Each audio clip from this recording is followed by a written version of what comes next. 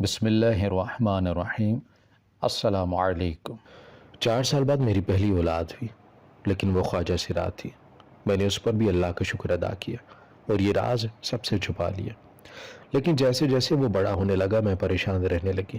سب گھر والے اس کی شادی کے لیے کہنے لگے اور اس کی شادی میری بھانجی سے ہوگی، لیکن میرے پیروں تلے سے زمین نکل گئی جب شادی میں خواجہ سرا آئے اور میرے بیٹی کی جگہ بہو کو۔ میرا نام مقدس عظیم ہے۔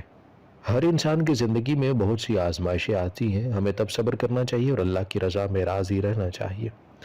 صبر کرنا آسان نہیں ہوتا۔ میری امی کہا کرتی تھی کہ صبر کی نماز بہت لمبی ہوتی ہے، انسان رو رو کر صبر کرنا سیکھ جاتا ہے، پر در حقیقت صبر وہ ہوتا ہے جس میں اللہ پر پختہ یقین ہو اور دل میں کسی قسم کا کوئی شکوہ نہ ہو۔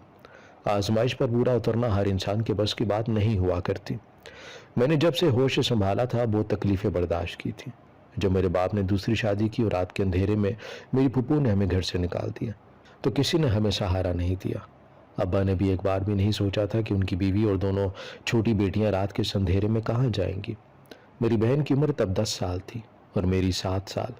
امی ہمیں لے کر اپنے بھائیوں کے در پر آ گئیں اور ہمیشہ کی طرح ہمارے ساتھ بھی وہی ہوا جو ہر مجبور انسان کے ساتھ ہوتا ہے۔ میرے باپ نے امی کو طلاق دے دی تھی اور ماموں لوگوں نے بہت کوشش کی امی دوسری شادی کر لے۔ نانا نانی بھی بہت پریشان رہتے تھے، پر امی نے اپنی جوانی ہم دونوں بہنوں پر لگا دی اور ننیال والوں پر بوجھ نہیں بنی۔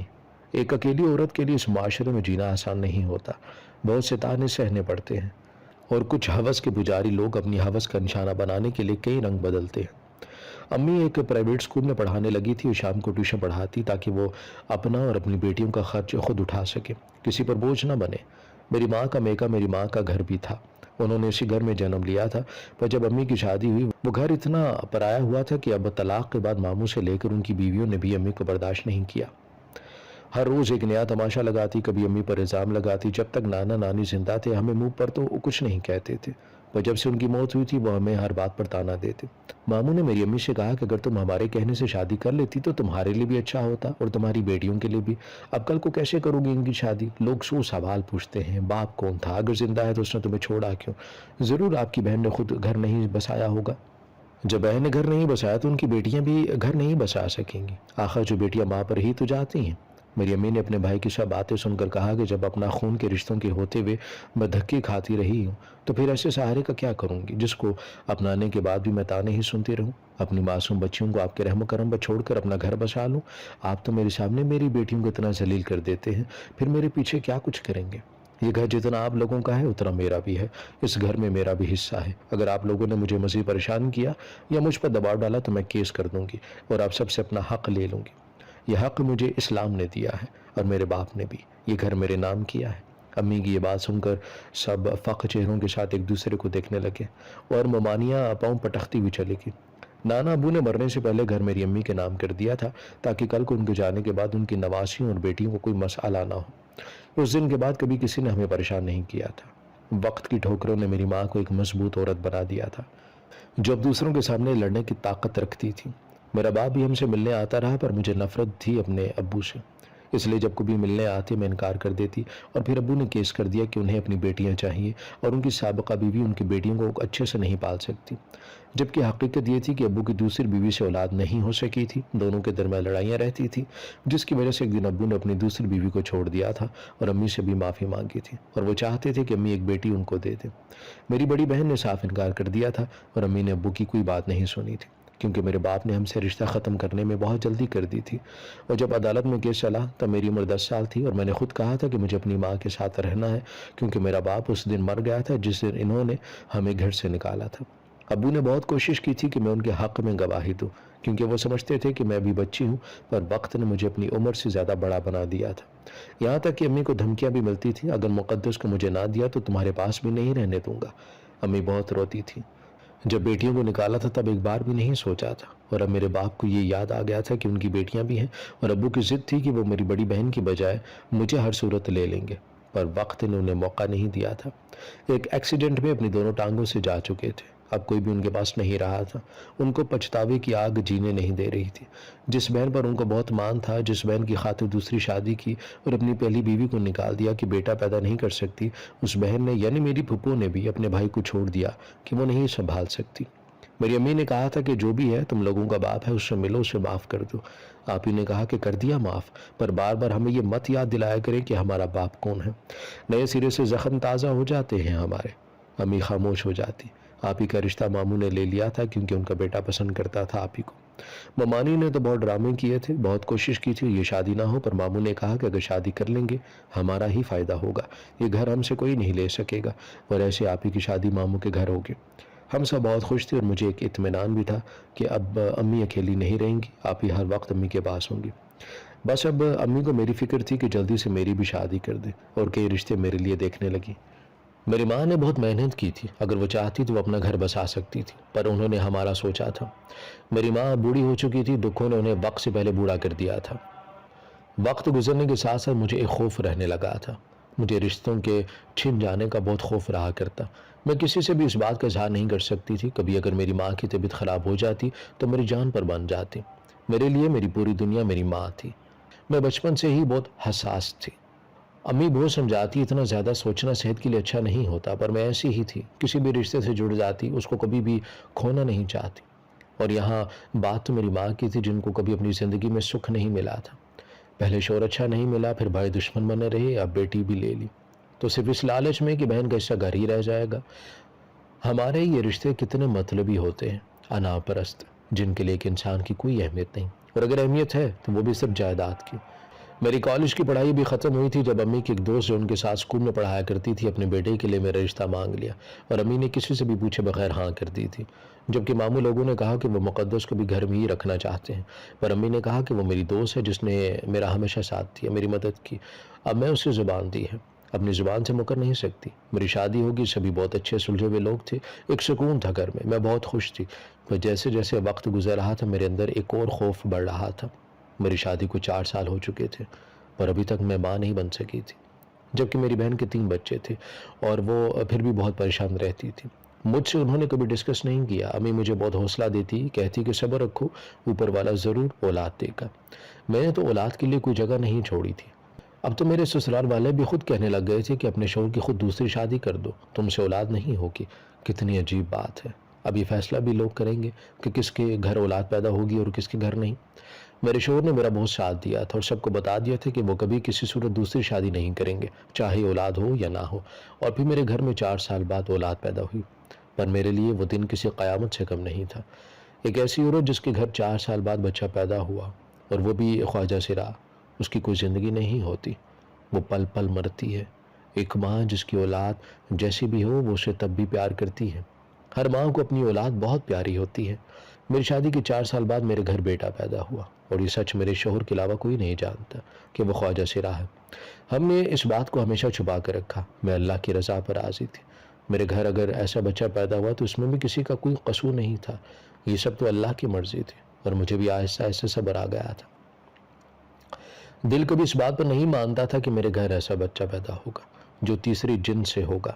ہر وقت ایک ڈر، ایک خوف رہتا، اگر کسی کو پتہ چل گیا تو، اور اگر خواجہ سرا لوگوں کو پتہ چلا تو وہ میرا بچہ بھی مجھ سے چھین کر لے جائیں گے، وہ کبھی بھی کسی گھر میں اس بچے کو نہیں رہنے دیتے۔ اس لیے میں نے کسی کو بھی نہیں بتایا، اور میں اپنے بیٹی کی پرورش کرنے لگی، اسے لڑکوں کے اسکول میں ڈالا، کوئی بھی اسے دیکھ کر یہ نہیں کہہ سکتا تھا کہ وہ تیسری جن سے ہے۔ اور پھر اس بیٹے کے بعد میری 2 بیٹے اور تھے جو بالکل ٹھیک تھے، بس پہلا بیٹا اللہ نے ایسا دیا تھا۔ میں ماں تھی، اور ایک ماں کبھی اپنی اولاد کو اپنی نظروں سے دور نہیں کرتی۔ وقت گزرتا گیا، میرے بیٹے جوان ہو گئے، جب ایک دن میرے بڑے بیٹے نے جو خواجہ سرا تھا میرے پاس ہے اور کہا کہ ماں آخر کب تک آپ لوگوں سے سچائی چھپاتی رہیں گی، آخر آپ کیوں سب کو بتا نہیں دیتی، میں کون سے خود اپنی مرضی سے ایسا بنا، میرا تو کوئی قصور بھی نہیں ہے۔ پر میرے شوہر نے کہا کہ تم کچھ نہیں جانتے، اگر کسی کو پتہ چل گیا تو سبھی لوگ تم سے رشتہ ختم کر لیں گے اور ہم پر تھو تھو کریں گے۔ تیسری جنس کا مطلب بھی نہیں پتا تمہیں، لوگ اس کو گالی سمجھتے ہیں، ایک گناہ۔ جس کے گھر ایسا بچہ پیدا ہوتا ہے وہ تو اسی دن کسی کوڑے دان میں پھینک آتے ہیں اور کبھی مڑ کر بھی نہیں دیکھتی۔ جو ماں جنم دیتی ہے وہ بھی قبول نہیں کرتی اپنے بچے کو، اور تم کتنی آسانی سے کہہ رہی ہو کہ ہم لوگوں کو بتا دیں۔ تم ہماری مجبوری، ہماری بے بسی کو سمجھنے کی کوشش کرو، اگر ذرا سے بھی کسی کو بھنک بھی پڑ گئی تو جو ہوگا وہ تمہاری سوچ ہے۔ اور میں رونے لگی تھی۔ میں نے سوچا تھا کہ میرا بیٹا پڑھ لکھ کر اپنے پیروں پر کھڑا ہو جائے گا، پر وہ 8ویں کلاس سے اسکول سے بھاگ آیا تھا، کیونکہ اس کے ساتھ اس کے استاد نے برا سلوک کیا تھا جس کو بیان نہیں کیا جا سکتا۔ میرا بیٹا سہما ہوا رہتا، اور میں اسے چھپا کے رکھتی تھی. بہت کم گھر سے باہر جانے دیا کرتی. خاندان میں سے کوئی پوچھتا تو کہتی کہ میرا بیٹا بہت شرمیلا ہے اور زیادہ لوگوں سے گھبرا جاتا ہے. بچپن میں بس سے ڈر گیا تھا، تب سے ہی ایسا ہو گیا ہے. میں اب تھکنے لگی تھی. کئی بار میرے شوہر نے کہا کہ ہم اپنے بیٹے کو شہر سے دور بھیج دیتے ہیں، پر میں اپنے بیٹے سے دور نہیں رہ سکتی تھی. اب تو میرا بیٹا مجھے اپنے پاس بھی نہیں بیٹھنے دیتا. کہتا ہے کہ ماں مجھے خود سے گھن آتی ہے، میں جینا نہیں چاہتا ہوں، میری کوئی پہچان ہی نہیں ہے، میں ایسے ہی مر جاؤں گا اور ایک دن خواجہ سراغ کے قبرستان میں دفنا دیا جاؤں گا. مجھے تو عام لوگوں کے درمیان جگہ بھی نہیں ملے گی. اور میں پھوٹ پھوٹ کر رو پڑی تھی. میرے دوسرے بیٹے اپنے پیروں پر کھڑے ہو چکے تھے اور ان کی شادی ان کی مرضی سے کر دی گئی تھی. جبکہ وہ کہتے کہ ماں پہلے بھیا کی شادی کر دے، تو میں کہتی تھی وہ کہتا ہے کہ اسے جس دن لڑکی پسند نہ کی اسی دن شادی کرے گا. اب میں کون سا زبردستی کر سکتی ہوں اس کے ساتھ؟ میرے میکے والوں سے لے کر میرے سسرال، میرے سبھی دوست سب مجھے میرے بیٹے کی شادی کا کہتے. لوگ اپنے کام سے کام کیوں نہیں رکھتے؟ وہ کیوں دوسروں کی زندگیوں میں ٹانگ اڑاتے؟ سب کے گھروں میں اپنے بہت سے مسائل ہوتے ہیں، لوگ بجائے ان کو دیکھنے کے دوسروں کے پیچھے کیوں لگ جاتے ہیں؟ اگر شادی نہیں کی تو ہر روز ایک سوال، آپ اپنے بیٹے کی شادی کیوں نہیں کر رہی؟ کہیں کوئی چکر تو نہیں؟ یا پھر آپ کا بیٹا کسی لڑکی کو پسند کرتا ہوگا، اس لڑکی کے گھر والے نہیں مان رہے ہوں گے. کبھی یہ کہ آپ چاہتی ہوں گی کہ کسی بڑے گھر میں بیٹے کی شادی ہو جو ڈھیر سارا جہیز لے کر آئے. تبھی چھوٹے بیٹوں کی شادی ہوگی، بڑے بیٹے کی شادی کس لیے نہیں کر رہی؟ ہر انسان کی سو مجبوریاں ہوتی ہے. لوگ کیوں دوسروں کی بے بسی کا مذاق بناتے ہیں؟ اگر ایسے لوگ اپنے گھروں پر توجہ دیں تو کبھی دوسروں کے گھروں میں جھانکنے کا موقع بھی نہ ملے. میں اور میرا شوہر اب لوگوں کے سوال و جواب سے پریشان ہو چکے تھے. مجھے بھی یہی بہتر لگا کہ اپنے بیٹے کو بیرون ملک بھیج دیتی ہوں. پھر سوچا آخر کب تک ویسے چھپ چھپ کر زندگی گزارے گا؟ وہ جیسا ہے اسے بھی تو پورا حق ہے اپنی زندگی کو اپنی مرضی سے جینے کا.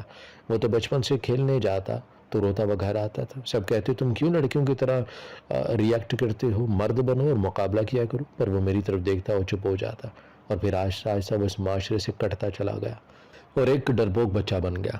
میں ماں تھی، اسے دیکھ کر میرا دل ڈوبتا تھا. کاش میں اس کے لیے کچھ کر سکتی، کاش میں اس کی زندگی کو بدل سکتی.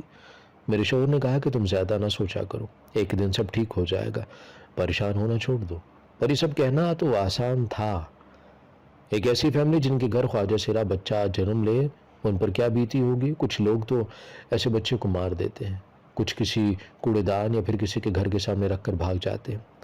کوئی بھی کبھی بھی یہ نہیں کہتا کہ اس کے گھر ایسا بچہ پیدا ہوا ہے، کیونکہ کوئی بھی قبول نہیں کرتا. آخر کیوں ہم لوگ ایسے ہیں جو ایسے بچے کو قبول نہیں کر سکتے؟ ایک ماں 9 ماہ تک اس بچے کو اپنے پیٹ میں رکھتی ہے، اس کے لیے ہزاروں خواب دیکھتی ہے، اور جب بچہ اس دنیا میں آتا ہے، جب پتہ چلتا ہے تو وہ تیسری جن سے ہے، تو ایک ماں تو اسی وقت جیتے جی مر جاتی ہے اور اسے اس کا بچہ چھین کر کہیں پھینک دیا جاتا ہے. ہم لوگ کیوں ایسے لوگوں کو قبول نہیں کر سکتے؟ کیوں اس کو بڑی گالی سمجھتے ہیں؟ کیا کسی نے بھی کبھی سوچا ہے کہ ایسے لوگ اگر پیدا ہوتے ہیں تو کیوں پیدا ہوتے ہیں؟ کیا سب میں ان کا کوئی قصور ہے؟ پر یہ سب باتیں سبھی کو ایک فضول بحث لگتی ہے. میں کبھی کسی کو قائل نہیں کر سکتی تھی کہ آپ ایسے بچے کو قبول کر لیں، پر ایک ماں کا دکھ کوئی نہیں سمجھ سکتا. ماں کا دکھ سب دکھوں سے بہت بڑا ہوتا ہے. میں اب تھکنے لگی تھی، عمر بھی تو ایسی ہو چکی تھی. سب کے دباؤ میں آ کر میں نے اپنے بیٹے کی شادی اپنی بھانجی سے کر دی. میں، میرا شوہر، میرا بیٹا، ہم تینوں بہت پریشان تھے، پر کسی نہ کسی طرح لوگوں کا منہ تو بند کروانا تھا. اس لیے میرے سسرال والوں نے میرے بیٹے کا رشتہ میری بہن کی بیٹی سے کر دیا. وہ بھی میرے بیٹے کی طرح بہت شرمیلی تھی، پر ہمیں ایک ڈر تھا اگر میرے بیٹے کی اصلیت کھل گئی تو ہماری کیا عزت رہے گی. میرا شوہر تو پہلے بہت خلاف تھا اس کی شادی کے، یہاں تک کہ ہم نے کہا کہ میری بھانجی کی عمر زیادہ ہے میرے بیٹے سے. میری ممانی نے کہا تو کیا ہوا، گھر کی بچی ہے. پھر ایک دن میری ماں نے مرتے وقت مجھ سے وعدہ لیا تھا کہ میں اپنی بہن کی بیٹی کو اپنے بیٹے کی دلہن بناؤں، اور اس وعدے کو پورا کرنے کے لیے سسرال والوں نے مجھ پر بہت پریشر ڈالا، جبکہ میں اپنی ماں کو بتا بھی نہیں سکتی تھی کہ ان کی بیٹی کس اذیت میں ہے، اور مجبوراً مجھے ایسا کرنا پڑا. میں اپنی بھانجی کی زندگی تباہ نہیں کرنا چاہتی تھی. سوچا تھا شادی ہوتی اسے طلاق دلوا دوں گی. میرا بیٹا کہیں کی گھنٹے روتا رہتا، کہتا کہ ماں میں یہاں سے بھاگ جاتا ہوں، پر میں نے اسے نہیں جانے دیا. میں اس کو باقی لوگوں کی طرح سزا نہیں دے سکتی تھی، ایک ایسے معاشرے کے حوالے اسے نہیں کر سکتی تھی جینے کا حق بھی اسے چھین لے. اور پھر شادی والے دن وہاں بہت بڑا ٹولہ آ گیا خواجہ سراؤں کا، اور میں بہت ڈر گئی تھی. مجھے لگا کہ وہ میرے بیٹے کو لینے آ گئے، اور تبھی ان میں سے ایک بڑا خواجہ سرا بولا کہ یہ شادی نہیں ہو سکتی، کیونکہ کبھی یہ خواجہ سرا کی شادی نہیں ہو سکتی. وہ ہماری جنس کا ہوتا ہے اور ہمارے ہاں شادیاں نہیں ہوتی. ہم لوگوں کی دنیا الگ ہوتی ہے، اور یہاں تک کہ قبرستان بھی الگ ہوتے ہیں. پھر آپ لوگ کیسے ہی شادی کر سکتے ہیں؟ اور سبھی لوگ فقر چہرے کے ساتھ ایک دوسرے کا منہ دیکھ رہے تھے. مجھ سے کھڑا نہیں ہوا جا رہا تھا، ایسا لگ رہا تھا کہ جیسے جسم میں خون جم گیا. اور میرا شوہر بار بار اپنے ماتھے سے پسینہ صاف کر رہا تھا اور سبھی خاندان والے ایک دوسرے کے کانوں میں سرگوشیاں کر رہے تھے، اور تبھی تین خواجہ سرا آگے بڑھے اور تب میرے قدموں کے نیچے سے زمین کھسک گئی جب وہ بجائے میرے بیٹے کو لے جانے کی میری بہو کو گھسیٹتے ہوئے اور لے گئے، اور سبھی لوگ کھڑے ہو کر پتھر بن چکے تھے۔ میرے بہنوئی اور بہن رو رہے تھے اور میری بہن بے ہوش ہو کر گر گئی تھی۔ مجھے گمان ہوا کہ کہیں انہیں کچھ ہو نہ جائے، اور میری بہو رونے لگی، مجھے پکارنے لگی، خالہ مجھے بچا لے، اور میرے شوہر نے آگے بڑھ کر اس کا ہاتھ چھڑوایا تو خواجہ سرا بولا کہ یہ ہمارے ساتھ جائے گا، یہ لڑکی نہیں ہے، خواجہ سرا ہے۔ اور میرا شوہر ان کو دھکے دینے لگا، آپ لوگ یہ کیا بکواس کر رہی ہیں؟ تو وہ بولے کہ اپنی بہنوئی سے پوچھ لو، ان کے گھر بیٹی نہیں، خواجہ سرا پیدا ہوا تھا۔ اس نے ساری عمر یہ بات سارے خاندان والوں سے چھپا کر رکھی تھی۔ شادی میں ایک ہنگامہ کھڑا ہو گیا تھا۔ میرے شوہر نے کہا کہ آپ لوگوں کو کوئی غلط فہمی ہوئی ہوگی، ایسا کیسے ہو سکتا ہے؟ پر کوئی بھی نہیں بول سکا تھا۔ میری بہن نے کہا کہ یہ لوگ سچ کہہ رہے ہیں، میں نے لوگوں کے ڈر سے اپنی بیٹی کو چھپا کر رکھا تھا، جبکہ وہ خواجہ سرا تھا۔ میں کسی کو بھی بتا نہیں سکی تھی۔ میری ماں جانتی تھی پر میں بہت مجبور تھی۔ میری 2 بیٹوں کے بعد بیٹی پیدا ہوئی تھی، اس کو کھو دینا میرے بس کی بات نہیں تھی۔ میں جانتی تھی کبھی خواجہ سرا کی شادی نہیں ہو سکتی، پر اس ماں کا قصور ہے جس نے 9 ماہ اپنے بچے کو اپنی کوکھ میں رکھا، اس کی خوشیاں منائی، اور جب پتہ چلا کہ وہ بچی نہیں بلکہ خواجہ سرا ہے تو کیا بیتی ہوگی۔ میں نے اپنے شوہر سے بھی وعدہ لیا تھا کہ وہ کسی کو کچھ نہیں بتائیں گے ورنہ میں مر جاؤں گی، پر آج وہ راز جس کو پچھلے 27 یا 28 سال سے میں اپنے سینے میں چھپا کے رکھا ہوا تھا، وہ آج سب کے سامنے کھل گیا۔ میں اپنی بہن کو گلے لگائے رونے لگی، اور میرے شوہر نے خواجہ سراہوں سے کہا کہ وہ لوگ چلے جائیں، اپنا معاملہ ہم خود دیکھ لیں گے، پر وہ ضد کرنے لگے اور اپنا سینہ پیٹنے لگے، اور میری بہو کانپ رہی تھی، میری بہن بین ڈال رہی تھی۔ شادی کا یہ گھر چند منٹوں میں ماتم کا گھر بن چکا تھا۔ ابھی تو کسی کو میرے بیٹے کی حقیقت نہیں معلوم تھی، ابھی عزت کا جنازہ مسجد نکلنا تھا۔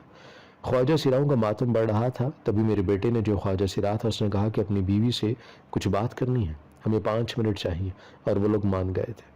میں نفی میں سر ہلا رہی تھی، اپنے بیٹے کے سامنے ہاتھ جوڑ رہی تھی، اور وہ مجھے اور اپنی بیوی کو لے کر اندر چلا گیا اور مجھ سے کہا کہ ماں آج مجھ سے آخری بار مل لیں، کیونکہ اب کبھی ہم ایک دوسرے کو نہیں دیکھ سکیں گے۔ میں آج آزادی مانگ رہا ہوں آپ سے، مجھے آزاد کر دیں۔ اور میں پھوٹ پھوٹ کر رونے لگی تھی۔ میری بہو کو میرے بیٹے نے بتایا تھا کہ وہ بھی اسی جن سے ہے جس سے وہ ہے، اور پریشان مت ہو، ہم ان لوگوں جیسے زندگی نہیں گزاریں گے۔ وہ حیران ہو کر دیکھ رہی تھی، اور تبھی میرے بیٹے نے جلدی جلدی بیگ پیک کیا اور گھر کے پچھلے دروازے سے وہ دونوں نکل گئے۔ انہوں نے کہا کہ وہ عزت کے ساتھ زندگی گزارنا چاہتے ہیں، اور میں نے جانے دیا تھا۔ سب لوگ باہر انتظار کر رہے تھے۔ پونے گھنٹے بعد میرے شوہر اور کچھ افراد کمرے میں داخل ہوئے اور بھاگتے ہوئے میری طرف آئے، کیونکہ یہاں سے نکل جانا آسان نہیں تھا۔ اس لیے اپنے بیٹے سے کہا کہ وہ مجھے باندھ دے تاکہ کوئی مجھ سے کوئی سوال نہ کرے، میں کسی کو بھی جواب نہیں دے سکتی، اور وہ خواجہ سرا اب وہ ہماری جان نہیں چھوڑیں گے۔ اور ایسے ہی کیا گیا تھا۔ جب مجھے کھولا گیا تو سب نے پوچھا کہاں گئے، تو میں نے کہا کہ مجھے خود نہیں پتا، مجھے تو باندھ کر نہ جانے اچانک سے وہ کہاں غائب ہو گئے۔ بہت سے سوال اٹھے تھے کہ لڑکی خواجہ سرا تھی تو لڑکا کیوں ساتھ گیا، اور اس سوال کا جواب آج بھی کسی کو نہیں مل سکا۔ 7 سال ہو چکے ہیں، وہ دونوں کہاں ہیں کسی کو معلوم نہیں، اور مجھے اپنی ماں کا مجھ سے کیا وعدہ بھی یاد تھا، اور مجھے یقین تھا وہ یہ جانتی تھی کہ میرے گھر خواجہ سرا پیدا ہوا ہے۔ میں نے ایک ماں کا مان رکھا تھا، کبھی کسی کو نہیں بتایا تھا، نہ ہم سے کہا تھا، بلکہ چپ رہی تھی۔ میرا بیٹا بہت خوش ہے اپنی زندگی میں، کبھی ایک بار مجھ سے اور اپنے بابا سے بات کر لیتا ہے۔ ہمارے لیے اتنا کافی ہے کہ وہ خوش ہے، وہ ویسا نہیں بنا جیسے باقی خواجہ سرا زندگی گزارتے ہیں۔ دنیا والے جو بھی کہیں، پر ایک ماں کے لیے وہ ایک بیٹا ہے اور ہمیشہ بیٹا ہی رہے گا۔ ہماری ویڈیو اگر آپ کو پسند آئی ہے تو ضرور لائک کیجیے، اپنی رائے دینا چاہیں تو کمنٹس کیجیے، اچھی لگے تو شیئر کیجیے۔ اس کے ساتھ ساتھ اگر آپ نے ہمارا چینل سبسکرائب نہیں کیا تو ضرور کیجیے، اور بیل آئیکن پر لازمی کلک کیجیے تاکہ ہماری ہر آنے والی ویڈیو آپ تک بر وقت پہنچ سکے۔